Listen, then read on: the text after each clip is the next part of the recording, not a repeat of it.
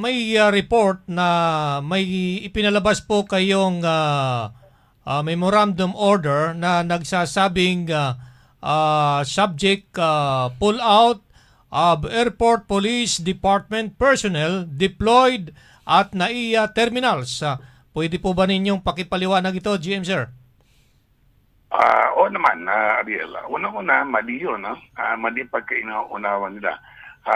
Pangalawa, hindi naman pinupull out. Ang sinasabi ko lang yun, yung opisina na pinag-aanohan ng mga police tali sa mga terminal, aalis sila sa loob ng terminal, sa labas sila gagawin, dadalhin. Yung opisina, hindi police. So, ang ibig sabihin nito, GM, ang Airport Police Department, mayroon silang kanya-kanyang opisina sa Terminal 1, Terminal 2, at Terminal 3 ngayon. Meron. Ngayon, may usapan kami ng NNIC na lalabas sila sa terminal, yung opisina lang. Kasi gagamitin ng NNIC yung opisina nila. Dahil malitang kukulangan ng espasyo ang NNIC sa mga balak nila. Ang ibig sabihin, kaya sa labas na lang. ang ibig sabihin na ipo-pull out hindi yung serbisyo ng airport police, kundi ipo-pull out ang kanilang mga opisina lang sa NAIA terminal. Correct. Babakantayin nila yung mga kasalukuyan nilang opisina. Gagawa kami ng panibagong opisina sa tabi ng terminal, malapit sa terminal. Pero yung binanggit niya, GM, na gagawa ba is ongoing na ba ito? Ongoing na ba itong gagawin niya?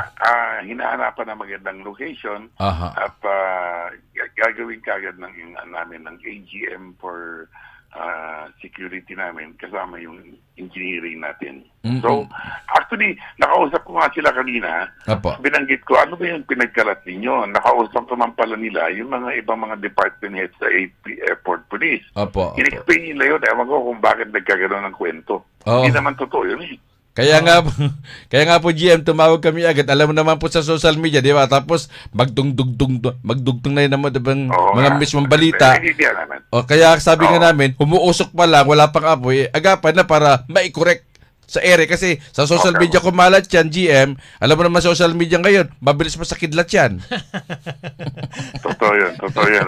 Anyway, sige. Hindi siguro na unawaan ng tao. Yun lang ibig sabihin, yung lokasyon lang ng office, hindi naman yung mismong responsibilidad nila ang gagawin natin.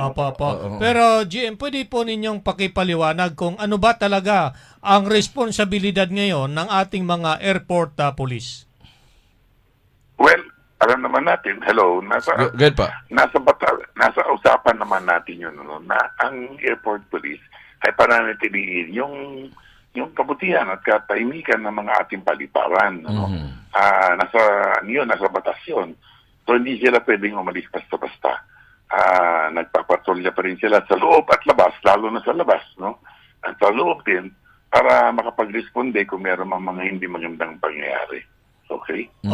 So, hindi kaya magkakaroon ng duplication kasi Tsaka overlap kasi meron na tayong airport police, meron na tayong NBI, meron na tayong PNP, yung Philippine National Police. Meron pa, di ba? So, yung yung po bang kanya-kanya po ng designation po ba, malinaw po sa kanila yan na, ikaw, ito yung magiging function mo, ikaw magiging function mo dito. Kasi minsan GM, hindi man natin inaano, minsan kapag merong accomplishment, nag-aagawa ng credit. Ay, oo.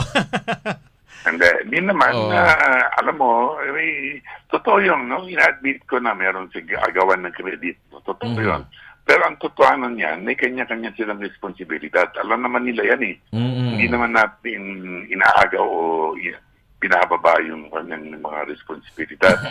Ang punto lang doon, sana, instead na magkaroon sila ng konting alitan sa mga ganyang responsibilidad, magkaisa sila. Kasi may kanya-kanya nga silang trabaho eh. Tama. Kaya nga. Tsaka yung Kuya... Tsaka yun, Sir Eric, Kuya Ariel, yung sana mawala yung discrimination. Hindi, pulis ako, kayo, lang kayo, para lang kayong gwardiya lang kayo. Yung mga ganun discrimination, tama pa kayo eh. May kanya-kanya silang designation ng trabaho. Pantay-pantay sila sa trabaho. Iisang layunin nila, bantayan ang paliparan, bantayan ang mga misyong pasahero, para sa ganun, seguridad nila ay masiguro. Tama po yun. Tama. Yun naman talagang kanilang mandate kung tawagin natin. Mm. Kaya nga, Jim, itong report kasi hindi talaga maiwas. Tama si Jim, hindi maiwasan na magkaroon ng paligsahan Mm. doon sa kanilang mga accomplishment. Akalain mo naguunahan sa press release. Yun na. Yan, Alam mo GM, naman yung- bago na sa press Alam mo release. naman yung nakagawian na ugali nila na siyempre, kanya-kanyang angat ng pangalan, siyempre, yun ang Apo. gusto nila mangyari. Pero actually, nagtutulungan naman sila. May mga task force tayo sa pati na ginawa na sama-sama sila lahat. For example, meron task force anti-human trafficking. Meron tayong task force sa illegal. So, naman sila yun. Oo. Wala Ayun. naman tayong Pero Jim, hindi ba nakakaasiwa ito na para bagang tatanggalin yung sabihin na natin Jim na hindi tatanggalin sila. Ililipat lang yung Pero- allocation. Pero pwede naman silang bigyan ng kapirasong Mas maganda nga yan. Kasi, alam mo, mas maganda yan. Kasi unang-una, maganda yung malak namin dyan. Pag alis sila yung physically, wala silang mag-uopisina doon. Kasi minsan, alam mo, sa totoo lang, Sige po. ginagawang tambayan yun eh. That's one. Oh. Number two, minsan nakakaligtas sila, nakakatakas sa kanilang duty. Kala namin nasa opisina, yun pala nasa labas. Maraming pangyayaring ganyan. So, in order, maganda rin na mangyari gano'n. Kasi no? Monitor namin yung galaw nila. Okay. So yung mga maling gawin na yung mga nakasanayan na na mali, dito i-correct po ninyo GM para talagang totohanan yung trabaho, hindi yung merong iba yung ibang departamento todo trabaho, yun namang iba piling nagtatrabaho pero pabanjing-banjing lang pala. Totoo yun. Ayun. Alam mo, meron tayong mga kasamaan din sa kapulisan dyan sa airport. Matitigas ang ulo. Maniwala ka sa akin. Ay, Ay, teka, nako. Jim, ano Minsan itong sila pa nagsisimula ng kalokohan dyan. Ano po Kaya ito? pinapahuli ko nga lahat eh. ano itong kapulisan? Pag sinabi nating kapulisan GM, ano ito? PNP ba to o yung airport? Hindi. Yung airport police. Airport police ang binabagit natin. Airport police. Yun. So, Kasi meron dyan, mga involved sa colorum. So, ay, naman oo, yan? pinasibak na niya. Pati pa, hindi ko pinagkakailan. Very good. At least. Pinagpipin namin yung mga yan. Gawin nila ulit yan, tatanggalin na namin sila.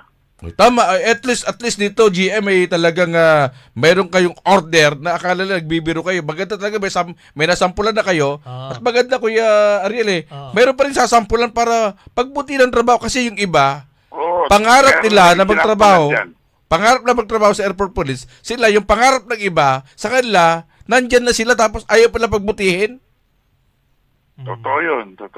Sangayon ako dun. Di ba? Sangayon kami dun. Di ba?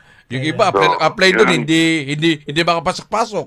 Ikaw naman na nakapasok ka na eh. Binabadjing-badjing mo trabaho mo. Kapag naman natanggal ka, hahabol-habulin mo. Pero totoo yun. pag ganyan ba, sir, may mga may mga ititigil tayong recruitment na o paano bang niyan sa ating mga Hindi airport? naman. Kaya pag-aralan pa rin natin kung anong ang pwedeng gawin para maayos natin yung kapulisan natin sa airport. At kaya titignan namin kung ano. Pero kung ako tatanungin ninyo, yung mga medyo matigas sa ulo dyan at alam namin na may mga kalokohan na ginagawa, hinahanapan namin ng prueba para pabigyan namin ng dapat na sanction. Hindi pwede yung ganun. Hindi pwede yung puro kalokohan na ginagawa nila. Alam nyo na, GM, kumbaga itong mga airport Meron police. kami mga na binabantayan dyan. Ayun, very good yan. At least bantay na. Tsaka Sir Eric sana wag na pong maulit siya. Actually, hindi ka pata yung GM nun eh. Yung may nakapasok na nagpanggap na sundalo na babae. Oo. Sabi Intel siya, di ba? Naalala mo yun? Hindi, na siya nun? Ikaw na ba nandun, Sir Eric?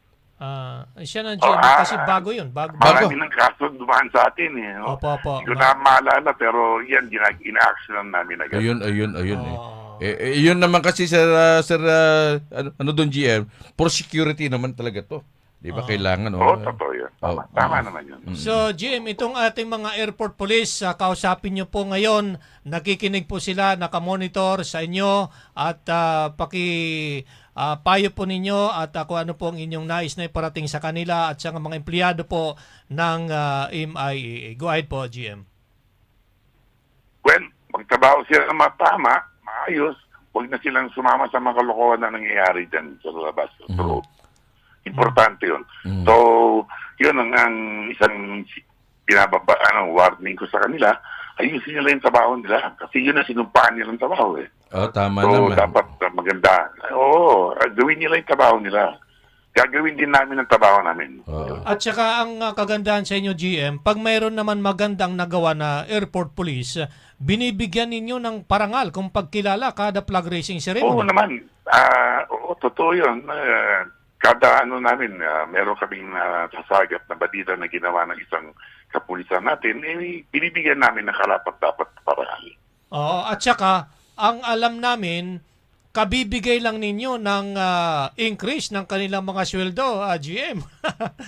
Tama ka dun. Tama ka dun. Oo, paano ba ang Oo nga. bakit gagawa pa sila ng ganun kung mayroon na bagong increase? Yun na nga yun. Yun na ang problema dun eh. Nako. Ilan po ba ang ating mga airport police ngayon na GM kung mayroon Maabot kayo? na 4 mahigit. Ilan po? 4.